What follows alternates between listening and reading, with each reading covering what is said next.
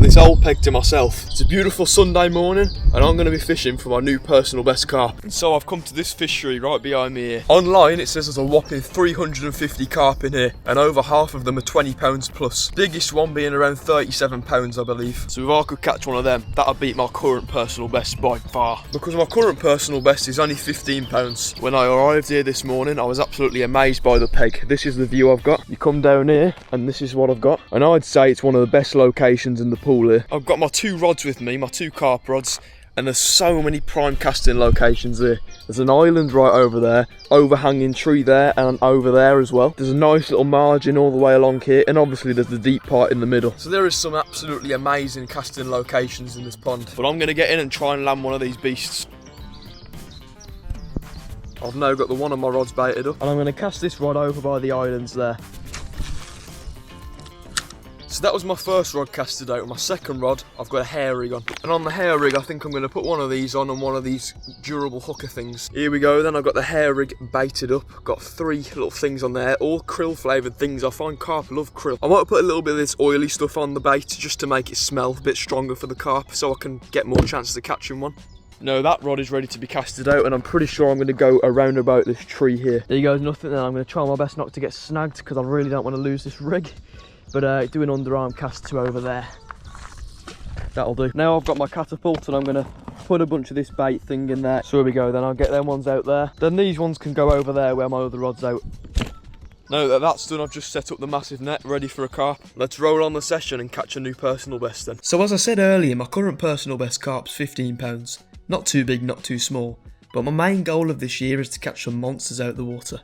Monsters of all species, but mainly a big carp is what I'm after. I have just recasted the rods because I didn't think they was in a very good location. So I just casted them a little further out this time and a little bit more accurately into the places I wanted them to be. And I also catapulted out a lot more bait. Oh, and I forgot to mention that there's also some massive Wells catfish in here. 70 pounds plus I've heard, and Wells are known to take boilies as bait, and in some rare occasions even wafters, so I could end up whipping out a big Wells catfish today, and that would be a first. But to catch the catfish, I'd have to be casted in a completely different location. I'd say just over there, there's like a little slipstream where it crosses out from the island and the edge of the pool, it goes down there. And now I reckon that's where all the catfish will be. So if I did end up wanting to catch one of them later on in the day, I know where to cast. Anywho, I'm trying to get the carp today, not the Wells catfish. So what I've done, it's been about an hour since I've been set up on the rods and I still haven't had a bite from the carp.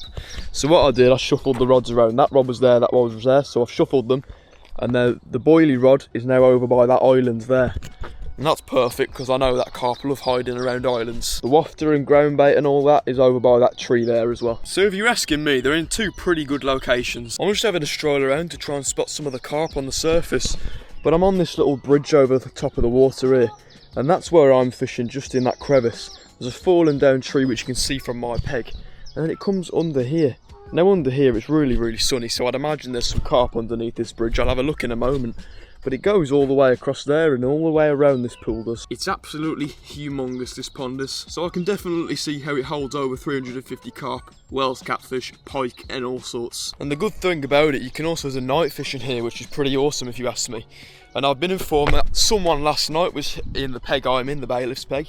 And someone had a £19 catfish here, which is awesome. These things here, they're the only bad thing about the pond. The loud geese, and they're really disturbing at the top of the water. In fact, there was just over the top of my boilies when there was squealing and squawking and everything just. So that's probably scared the majority of the fish away. Whilst we're on the topic of the annoying geese, one of them's actually just got tangled around my fishing line on my rod, so I've just had to bring it in, and it's there right now. And what I'm going to do, I'm just going to rebait it. I'm going to put some of this stuff on the top of it, this sticky, cloudy krill liquid.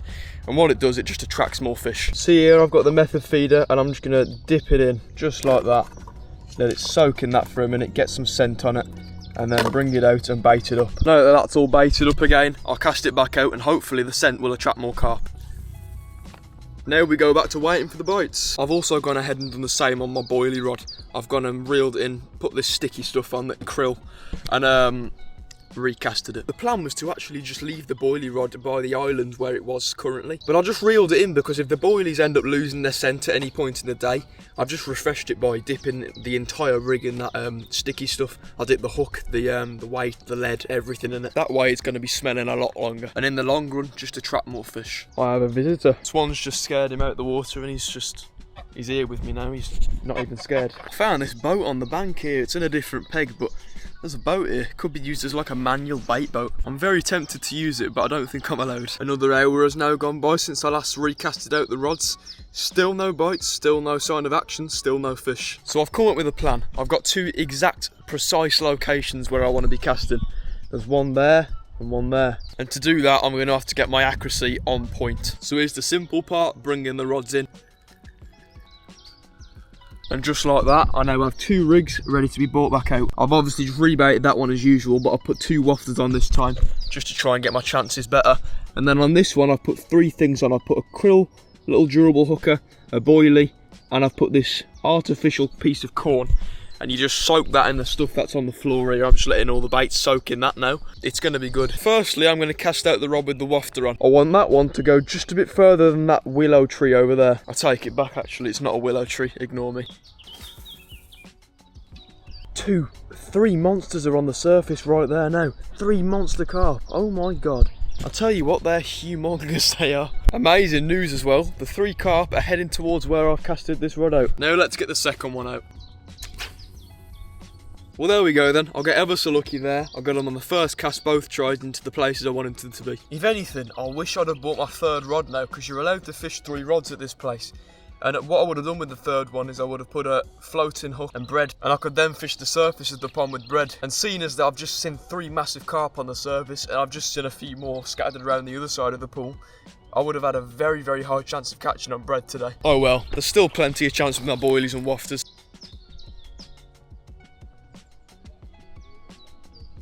Now in the new areas I'm casted out, I haven't rebaited the spots, but the carp are only just coming out of their like winter hibernation sort of thing. So if you bait the water too much, you're going to scare the carp away from the swim basically. So what I think I'm going to do is I've got my bait here and I'm going to walk around the other side of the pool, which I'm doing right now. And I'm just going to drop in a few little balls of these boilies. Here I am then, I'm around the other side, just underneath the tree by the water here. And that's where I'm casted out. All I'll do now is load a few of these boilies into the bait. And now that that's done, just cast it out. There we are then, I'm all baited up now, ready to catch a fish. The day is slowing down now, it's got a bit chilly so I put my hoodie on, but it's approaching 3 o'clock. Now usually, carp decide to feed early morning or late afternoon, so it's approaching the late afternoon mark. And I did actually miss the early morning part because I got here about 9 AM this morning, but I'm going to be here for the late afternoon feeding part. Fingers crossed they see my bait and go hunting it down, and then I'll end up catching a carp. I'm really tempted to get my rods and come over to this peg next to me. No one's been fishing it all day, and it looks really nice here. There's a big open bit there where I could cast into the deeper end for a catfish, and then the island's right in front of me where I could cast for a carp. So I think I'm going to do that. I'm just going to get the 2 rods and bring the net over here, and I'm just going to sit here for the next hour and see how things go. But if not, then I'll just move back there after an hour. So I'll get this rod in and take it over to the next peg for the next hour or so. Nothing is on this as usual. And then this one, I believe there's a fish on every single time I reel it in because it's so heavy. I've got like a really heavy lead on the end of it, and it makes me believe there's a fish on, but I know there's not. Right, so I've bought some of the stuff over here. I've bought my rod pod things, the little rod sticks, and I'm going to get casted out into the locations, one by the island and one in the middle of the pool. And then the next one. And just like that, the 2 rods are out, so I'm just going to sit in this boat here for the next hour. It's about time I lightly bait up this area. The only thing that's actually happened at this peg so far is the geese have been eating all my bait that I've chucked in. Their heads were going down into the water exactly where my method feeder is on the bottom. So I've not got a clue if the wafter or the ground bait's still there. But saying that, it's been an hour somehow. It's been an hour since I've been at this peg. It's now 4:30, I got here at 3:30 at this peg. So I might just bring both of the rods in and go back to my original peg for the last hour of the session. Moment of truth, let's see if the goose has actually ate my wafter. I believe it has. Yeah, it's ate my wafter. I'm now back at my original peg. And yes, you heard me right back there. It's the last hour or so of the session. And I want to make the most of it because I really want to catch one of these carp. But I ain't going to catch one if the rods are out of the water, so let's get them back in. Now that that's all done, we've just got to wait out the rest of the session, hope for bites. 8 hours I've been here so far.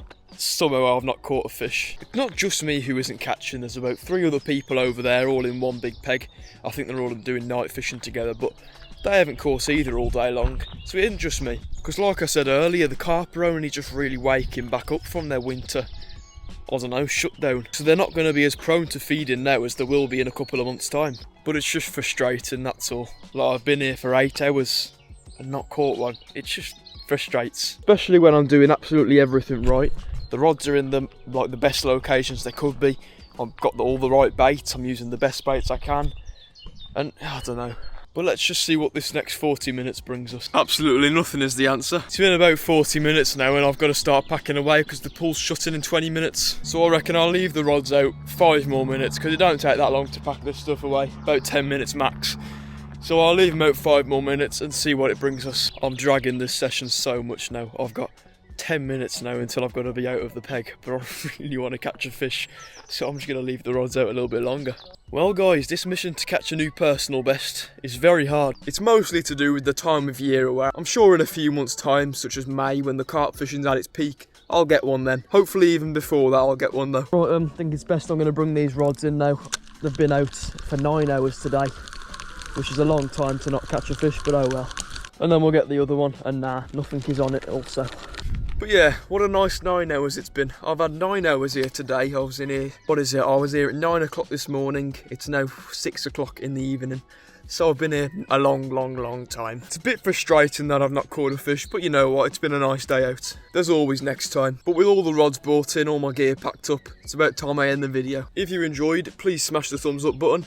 Subscribe whilst you're down there and turn on the post notifications so you never miss another upload. If you'd like to become a member of my channel, the link for that is in the description. You'll get early access to videos. I'll be doing some new exclusive videos for members only soon enough. And you'll get loads of other perks as well. The reason I say become a member is because it's pretty much the only way I can actually fund doing these videos. Coming to these new fisheries, it's not cheap. It was about £20 for a day session here today, so yeah. But that's about all I've got for you guys today, so I hope you enjoyed watching, but peace for now.